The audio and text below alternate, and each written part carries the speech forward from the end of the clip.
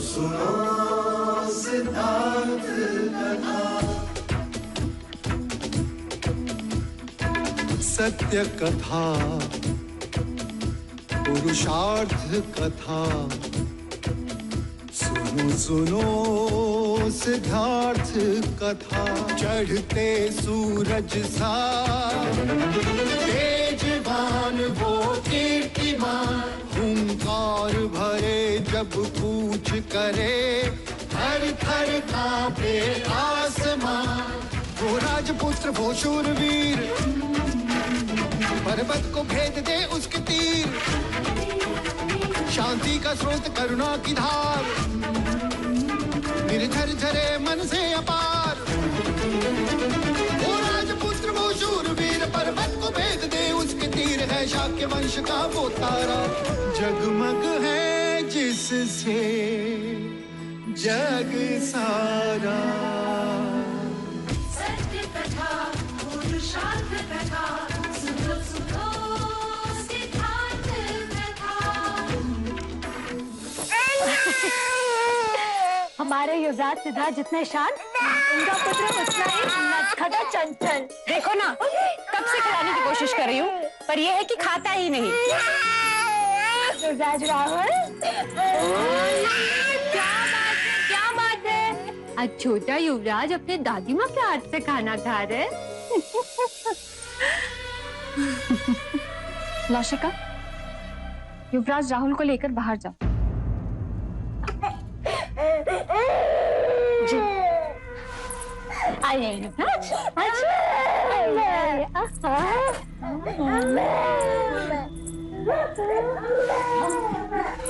ऐसा क्या हो गया कि बच्चे के मुंह से निवाला छुड़ा दिया? महादेवी, विभावरी आपसे कुछ कहना चाह रही है। वो कहने का साहस जुटा नहीं पा रही थी, इसलिए मुझे साथ लेकर आई। ऐसा कौन सा संकट आन पड़ा? संकट तो कब का आ चुका है, बस हमारा ध्यान ही उस ओर नहीं गया। निसंकोच कहो। जब से यशोधरा सिद्धार्थ के जीवन में आई है, कुछ न कुछ अशुभ घटता ही जा रहा है। जब से सिद्धार्थ यशोधरा के स्नेह बंधन में बंधा है, तब से सिद्धार्थ और देवदत्त के बीच मनमुटाव हो गया है। दोनों के बीच यशोधरा को पाने के लिए मल्ल युद्ध तक हो गया। यशोधरा का रिश्ता जुड़ते ही कौशल नरेश प्रसन्नजीत के साथ युद्ध तक हो गया। विवाह को टालना पड़ा, यशोधरा की गोद भराई तक ना हो सकी। और आपने भी तो कोई प्रयत्न नहीं छोड़े। तालाब तक नंगे पांव चलकर गई, व्रत रखे, पर क्या हुआ? यशोधरा ने राहु ग्रह की छाया में राहुल को जन्म दिया। सिद्धार्थ को वन जाना पड़ा और सिद्धार्थ को वापस लाने के सारे प्रयास विफल रहे। विभावरी, तुम तो सारा दोष यशोधरा पर डाल रही हो। इस घटनाक्रम से मेरी ही नहीं, बल्कि सबकी धारणा पक्की होती जा रही है कि यशोधरा अपशगुनी है।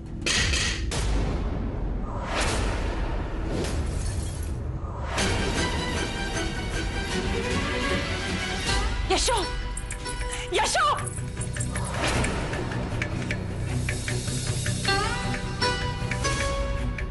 और कुछ भी शुगल ना रह गया अभी। महादेवी, मंगला दीदी, आप चुप रहेंगी, मैं बोलूंगी आज। बेकार है तुम पे विभावरी, बेकार है। पर महादेवी, सबने कहा था। तुम्हारा विवेक मर गया था, जो लोगों की अर्थहीन बातें सुनती रही। इस परिवार में घटी हर दुर्घटना को यशोधरा से जोड़कर तुम उसे दोषी साबित नहीं कर रही हो। अब तो अपनी मंद बुद्धि का परिचय दे रही है। एक कन्या जब अपने माता पिता का घर छोड़ दूसरे के घर आती है, इस भरोसे के साथ आती है कि उसे ममता का वही आंचल मिलेगा। परंतु तुमने मेरी पुत्री के हृदय पे अपने शब्दों के शूल उस समय चुभाए से टूट रही है।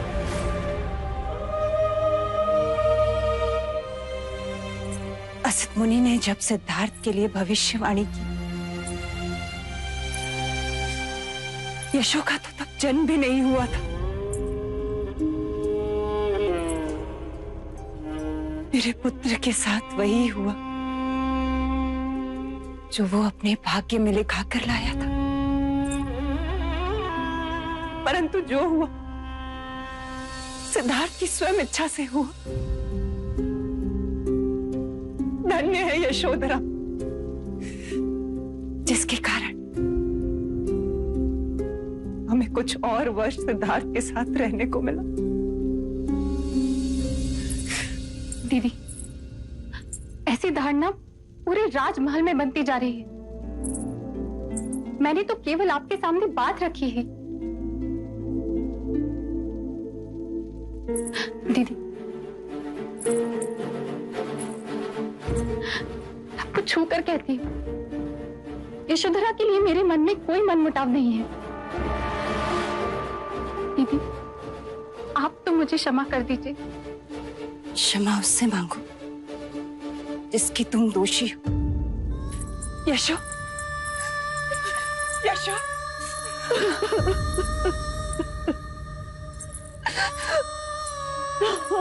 यशो, नहीं आप सबके दुख का कारण हो। नहीं अब शग्नी हो जिसके कारण यह घटना घटी। मैं देवता चली जाऊंगी माँ। नहीं यशो, ना, इतनी बड़ी बात कहने से पहले ये भी नहीं सोचा कि तेरे माता पिता किसके सहारे जिएंगे। तू और राहुल ही तो हमारे टूटे हृदय का सहारा हो। तू भी हमसे मुंह मोड़ लेगी तो तड़प तड़प के मर जाएगी।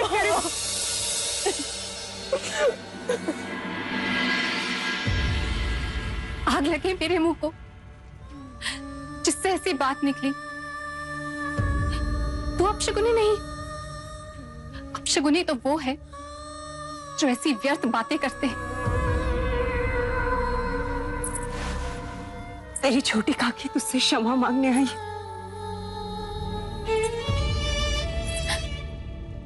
मुझे क्षमा कर दो पुत्री। ये हमारे कुल की रीत कब से हो गई छोटी काकी कि बड़े छोटों से क्षमा मांगे। आपके ये हाथ जब उठे तो आशीर्वाद देने के लिए उठे।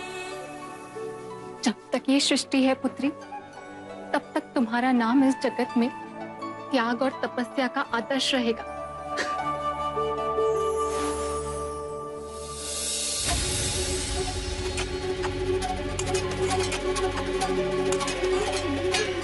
भाइयों, एक बार फिर से सोच लो, रोहिणी नदी के पानी का बहाव अपनी ओर करने से हमारे और कपिल वस्तु के बीच बहुत मनमुटाव हो जाएगा। मनमुटाव से अब नहीं डरते हम।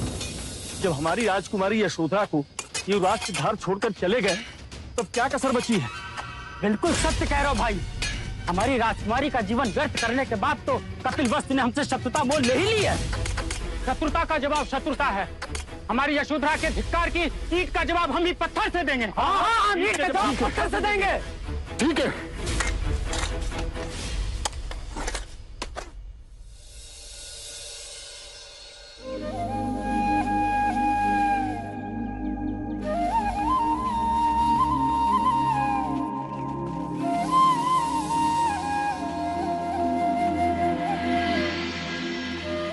पालकी रोको। सिद्धार्थ, युवराज सिद्धार्थ, सिद्धार्थ।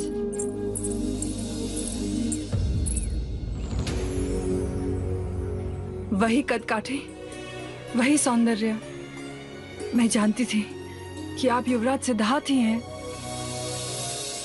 परंतु आप यहाँ इस दशा में। भिक्षु जल के समान होता है देवी। नदी का बहाव जहां ले जाए वहीं बह जाता है। आप और दर दर के भिक्षु, असंभव। ऐसे मुंह न मोड़िए। क्या यशोधरा के कारण?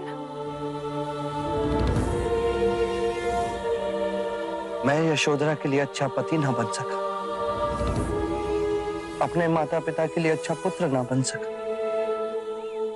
पूर्ण दोष मेरा ही है। तो वैराग्य क्यों? सारा ऐश्वर्य छोड़। धनी हो या निर्धन, हर जीव के मन में मृत्यु के समीप विचार आते हैं कि हम कौन हैं, कहां से आते हैं और मृत्यु के पश्चात हम कहां जाते हैं। अब इसका उत्तर पाना मेरे लिए इस जीवन से भी अधिक महत्वपूर्ण हो गया है। आपसे निवेदन है, आप मेरे साथ मगध चलिए। महाराज बिंबिसार ने मुझे वहां एक महल दिया है। वहां साधना में आपको कोई बाधा न होगी और मुझे आपका सानिध्य भी मिल जाएगा।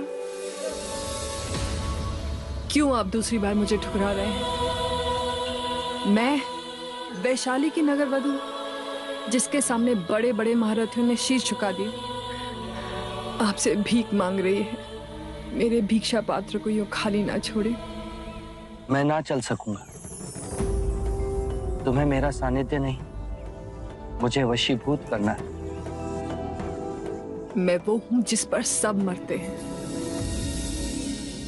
पर जब से आपको देखा और यशोधरा के प्रति आपका प्रेम, तब से मैं ईर्ष्या की आग में जलती रही हूं। आंख बंद करूं तब भी आपका सौम्य रूप मेरे मन में गूंजन करता है। धन एक नशा है, रूप भी एक नशा है। दोनों सर चढ़ते हैं, जब उतर जाता है तो हम स्वयं को एक गहरी खाई में पाते हैं। मैं आम्रपाली हूं। आम्र के कोमल पालव से तुम्हारा नाम पड़ा, जिसके नीचे तुम पाई गई थी। मैं आपको अपनी स्वर्ण कक्षिका में आमंत्रित कर रही हूं, जहां बड़े बड़े आने को तरसते हैं। जिसे मैं चाहूं वही आ सकता है। मैं उसकी शासक हूं। शासक या बंदी?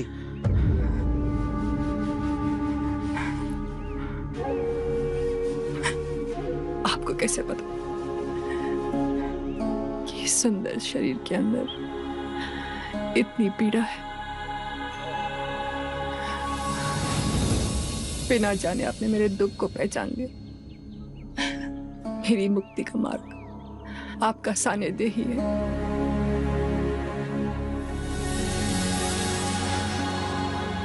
आज तुम्हारी पीड़ा ने तुम्हें जागृत किया।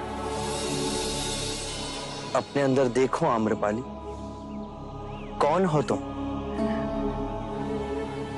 ध्यान धरो, तुम वो नहीं जो जग तुम्हें समझता है। तुम आज भी उस आम्र के कोमल हरे पत्ते के समान, जिससे तुम्हारा नाम पड़ा।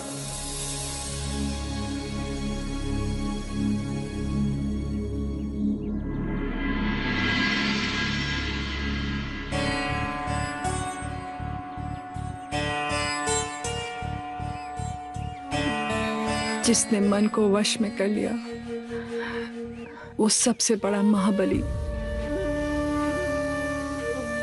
तुम भिक्षुक कहाँ हो सिद्धार्थ? भिखारी तो हम हैं।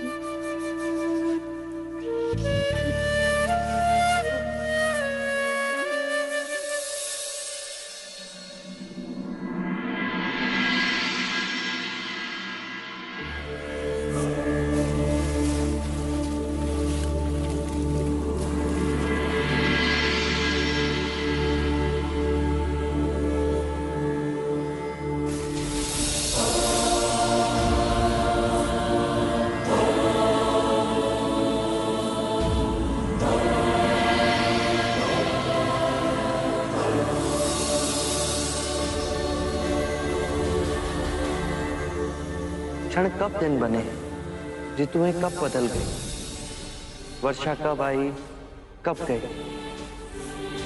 3 वर्ष बीत गए कपिलवस्तु का त्याग किया।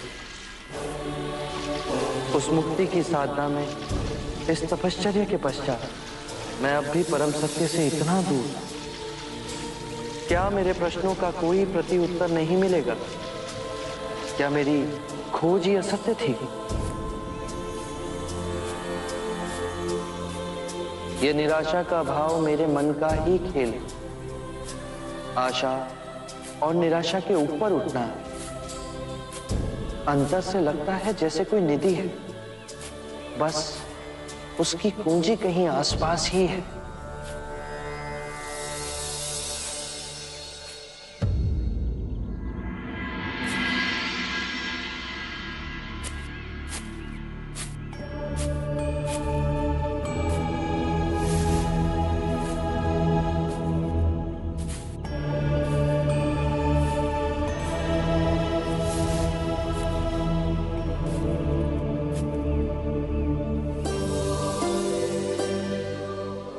तुम्हारी जिज्ञासा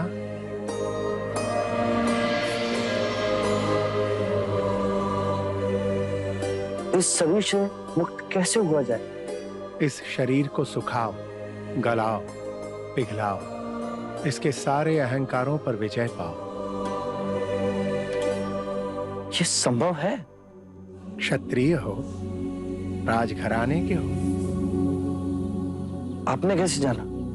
कंधों पर अब भी धनुष खींचने का चिन्ह है।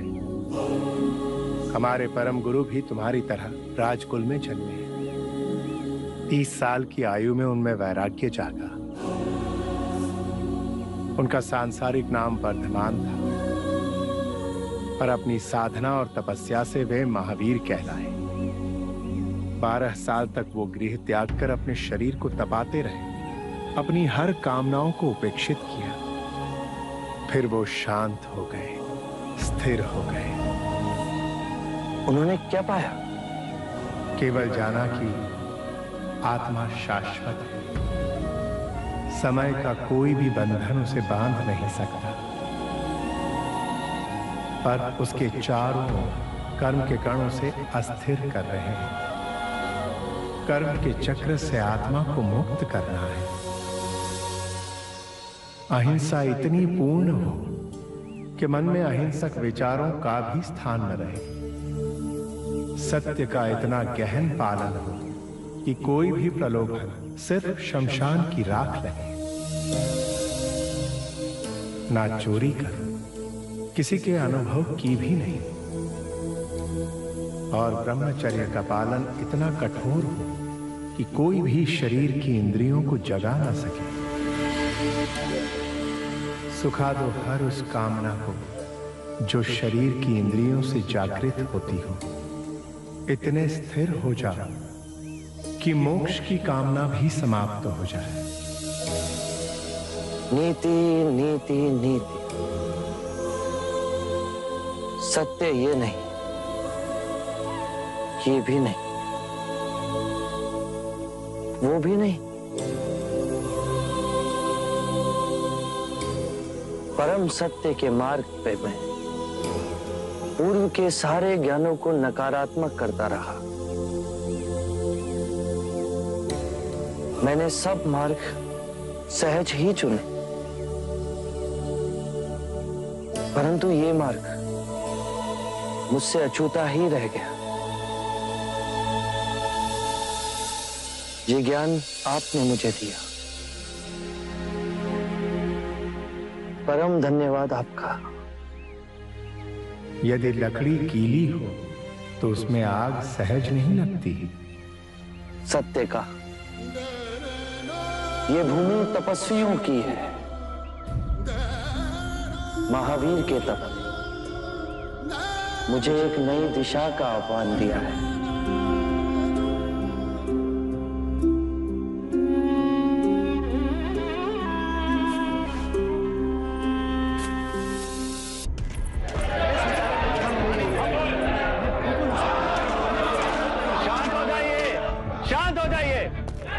यदि इस प्रकार सब एक साथ बोलेंगे तो कुछ समझ में नहीं आएगा।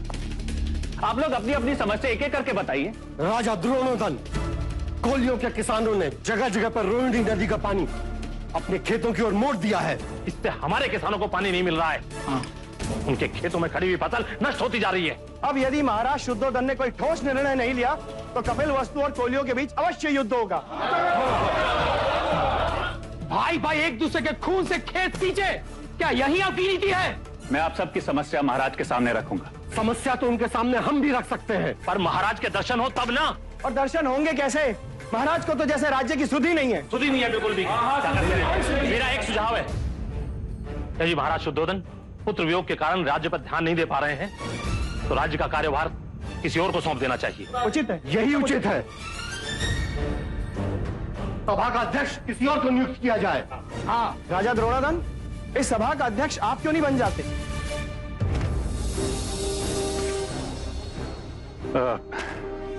ये उचित ना होगा,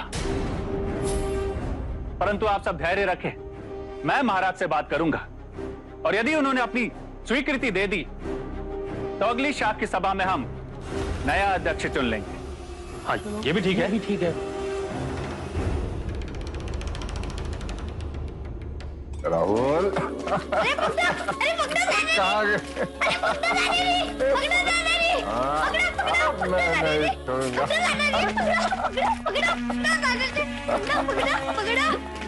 पकड़ लिया।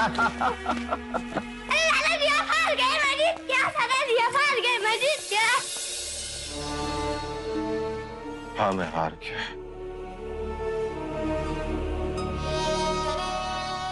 मैं हार गया।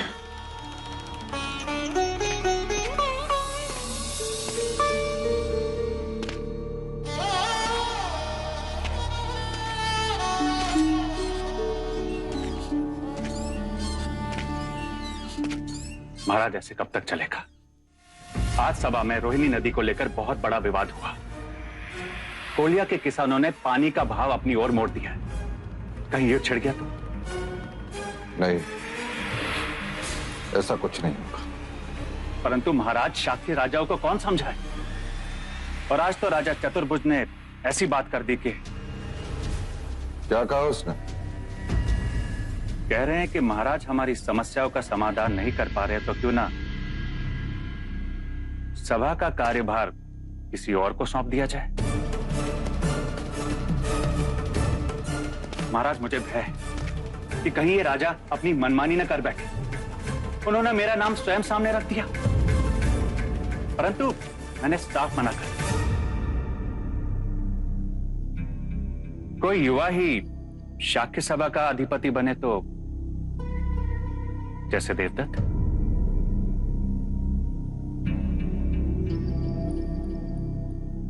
मैं तुम्हारे प्रस्ताव पर विचार करूंगा। जी भाई महाराज।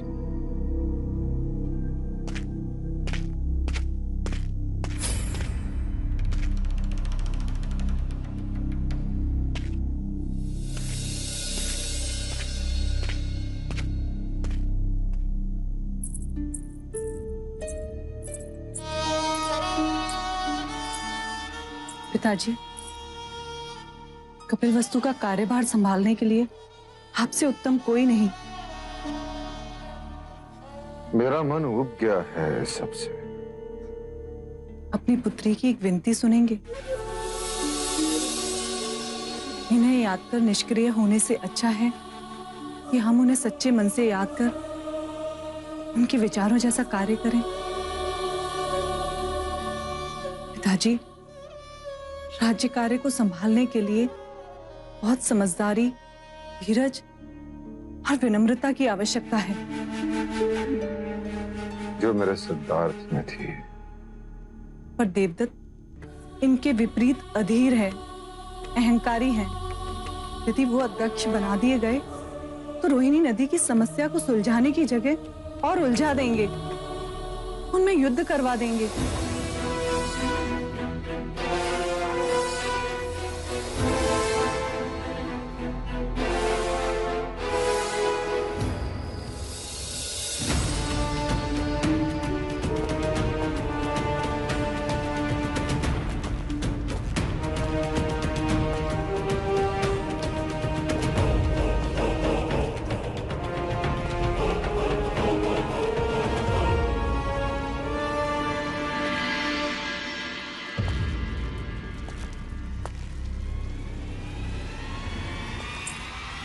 अब इस सिंहासन को ताकने का नहीं, उस पर बैठने का समय आ गया पुत्र।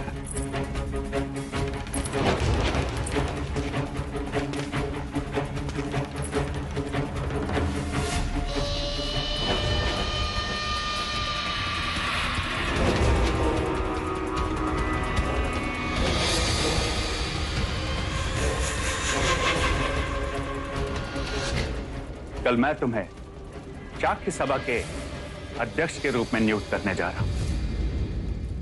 अगला कदम चाक्य देश के महाराज का है और ये सिंहासन तुम्हारा।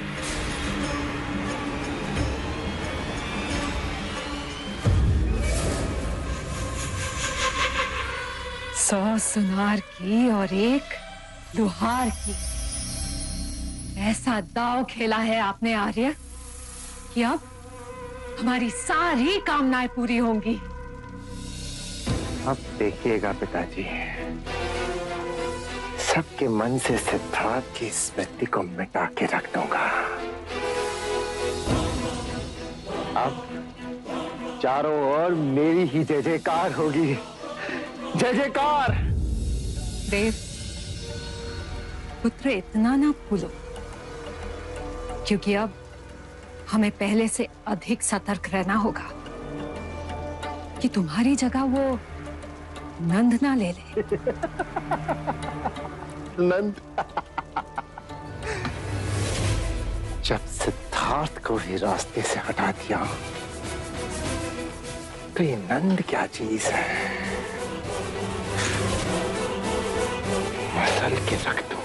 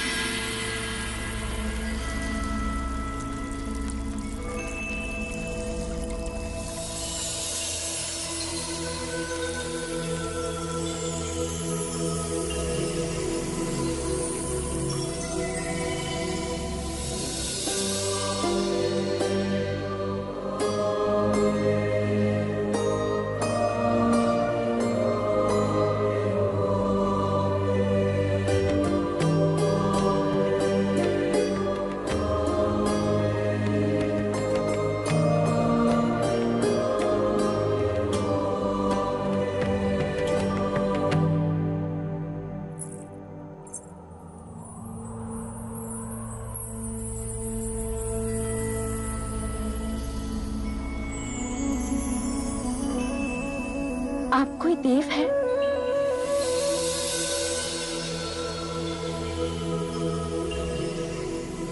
केवल मनुष्य। पानी पिएंगे?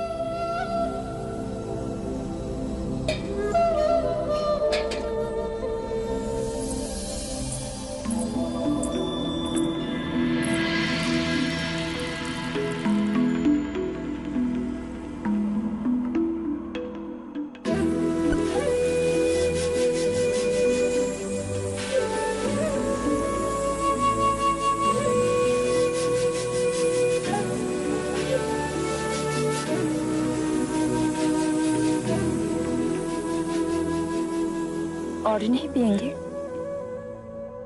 और नहीं। दो क्षण यहीं रुकिए।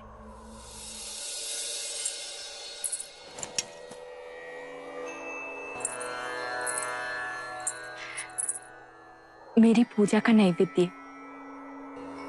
मैं तपस्वी हूं,